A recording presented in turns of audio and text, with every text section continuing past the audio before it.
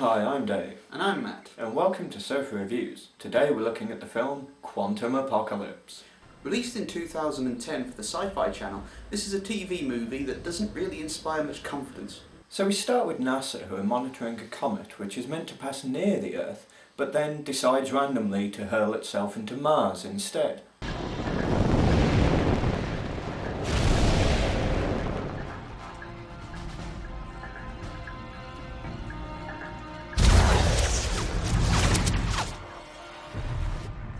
Wait, so 2 minutes in and we're already abusing science? Yes, but no time for that. We've got a tedious family to watch. Whoa.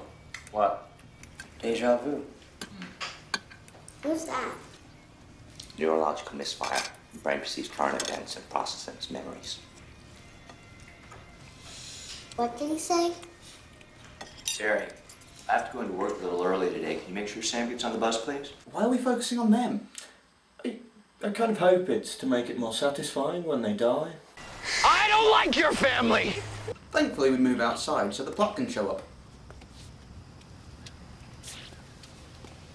Hey, Dad, what the hell is that?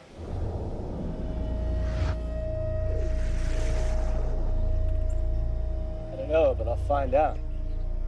Wicked. Yeah, giant yellow sky tentacles. I am, of course, mildly curious. So we see NASA discussing the debris in space.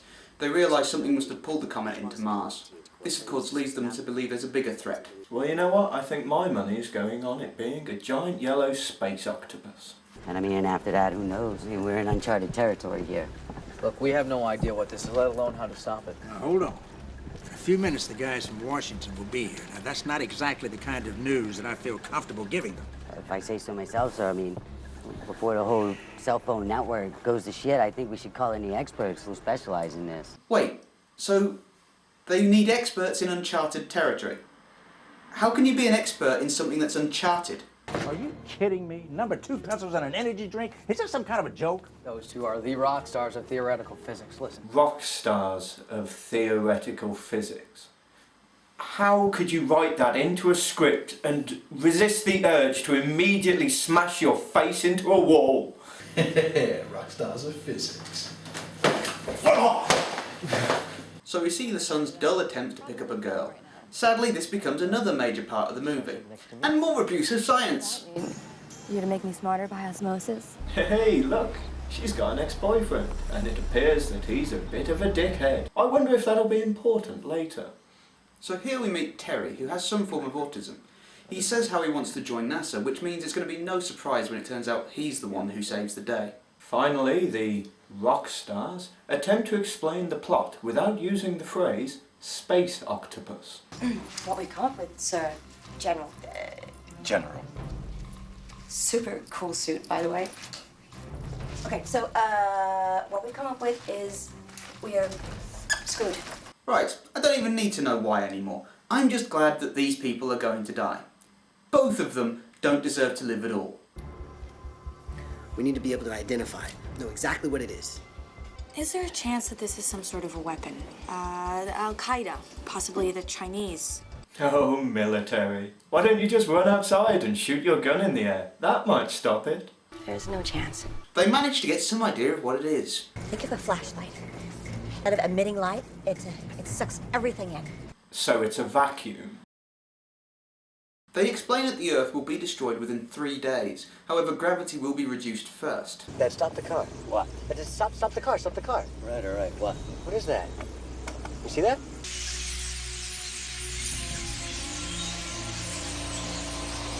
Have you ever... No, never.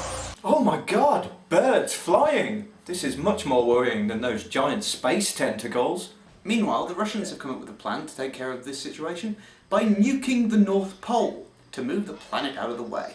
When you're getting your ideas from Futurama, you may want to give up. So the Russians send their entire nuclear arsenal at the North Pole, which, obviously, is 3 missiles.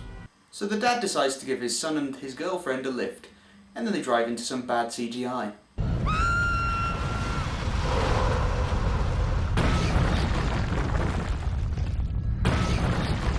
Hey, we can suddenly lift this car. Quick, let's throw it at the women. Wait, so if the gravity's that low, why aren't they walking like they're on the moon? Meanwhile, NASA, instead of working hard to stop the anomaly, have decided to just watch the news and mope around instead. While they're doing that, a bad CGI natural disaster occurs. NASA have finally come up with a plan. They're going to use nukes. However, instead of nuking the North Pole, they're going to nuke the anomaly. But apparently only Terry has the correct coordinates. Not that NASA knows this. Because if they did, they would have already done it. The family then have to hide from a hurricane. When they get outside afterwards, they find it's left a load of stock footage everywhere. Wow. We dodged a bullet. There's somebody up there, Alexis. So wait, the entire city's destroyed but their house is perfectly fine? Soon after, we get to see the president giving an address to the nation. But the only really good thing about this is this guy's afro. So Terry and the dad decide to go to Houston, while the son and the rest of the family try to help survivors. We also see footage of the anomaly over London, just like our heroes predicted. Somewhere between Australia? Yeah, Japan. So the son and the love interest decide to go looking for survivors. Here, if you're looking for survivors, you'll need a gun. They come across the ex-boyfriend, but I really don't know why we should care anymore. I don't care, okay? It's my house now.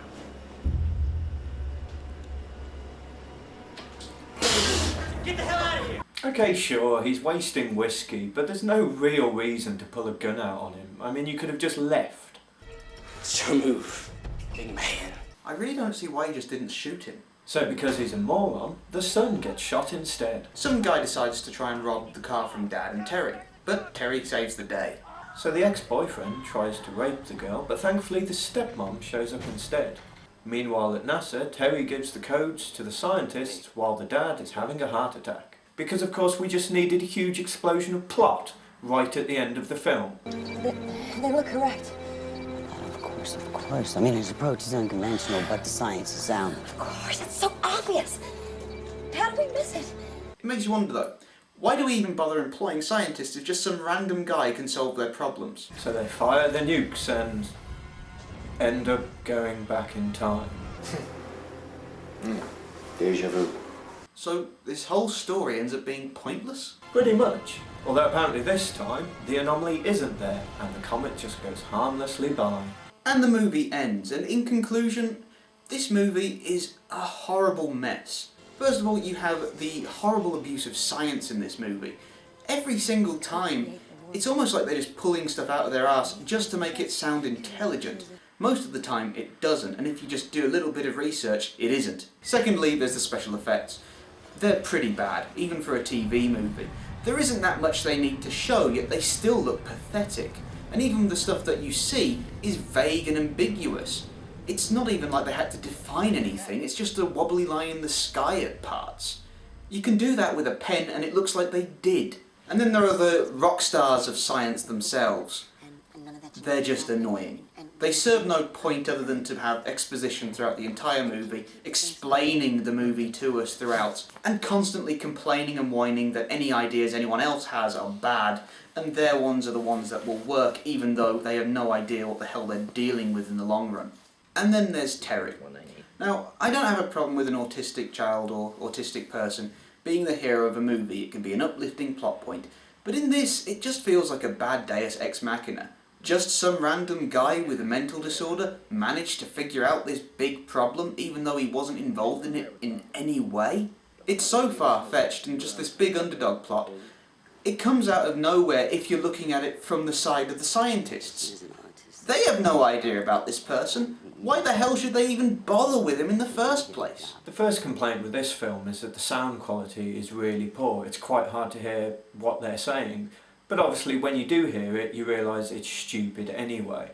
The whole plot is poorly thought out, poorly written, full of cliches, and just really dull. The character of the president in it is pretty much totally pointless. We could have just cut all of his scenes out. We could have cut out most of the tedious scenes with the romance. Could have cut out all the scenes with the ex-boyfriend and shooting the son. When you really boil it down to the fundamental elements of the so-called plot, The film should only be half an hour long, and then of course the end says it didn't need to happen at all. One-upping each other with bullshit math and physics. People are dying. Before he discovered gravity, Newton was hanging round by a tree, did a little dance in the dark, tripped and fell into that bar, did the boogie, funky gravity, did the boogie.